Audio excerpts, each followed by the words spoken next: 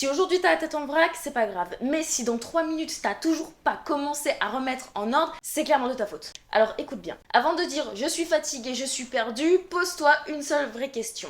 Qui pilote ta vie? Parce que tant que c'est le bordel dans ta tête, c'est pas toi. Ton mental, il est pas fatigué, il est mal géré. Et ce bazar-là, il t'épuise, il te bloque, il t'empêche d'avancer. Mais surtout, il te fait croire que c'est normal, alors que non. Ton cerveau, c'est pas un vide ordure, c'est un espace sacré.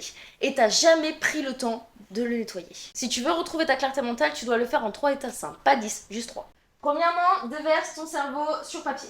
Ton mental, c'est comme un ordinateur avec 73 onglets ouverts. Et spoiler, il y en a que 60 qui servent à rien. Alors prends une feuille, un carnet, peu importe ce que tu veux, et vide tout ce qui se trouve dans ta tête sur cette feuille-là. Tes problèmes, tes idées, tes peurs, tes projets, tout doux, jugements, tout, tu poses tout dessus. Pourquoi? Parce que dès que c'est dans ta tête, c'est le flou complet.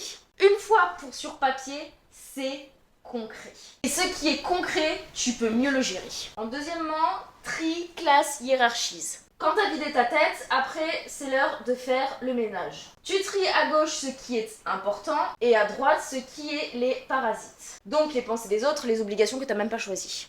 Et pose-toi cette simple question. Qu'est-ce qui mérite vraiment mon énergie cette semaine? Pas ce mois-ci, pas cette année, cette semaine. Tu choisis 3 priorités. Pas 12, pas 10, juste 3 priorités. Et le reste, tu verras plus tard. Et en 3, réinstalle la paix avec un rituel mental. Tous les matins ou tous les soirs, tu prends 5 minutes de recentrage. T'as pas besoin d'encens, de gong, de moines tibétains. Juste toi, ton souffle et une question.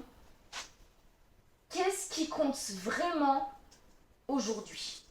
Alors, tu respires, tu notes, tu agis en fonction. Et si ça déborde, eh ben tu reviens à l'étape 1. Si tu as compris ces 3 actions et que tu ne passes pas à l'action, c'est plus un problème de méthode, c'est un problème de volonté. Si tu es prêt à faire le ménage dans ta tête, télécharge ton guide offert, c'est là que ça commence vraiment. Et n'oublie pas, abonne-toi, c'est gratuit.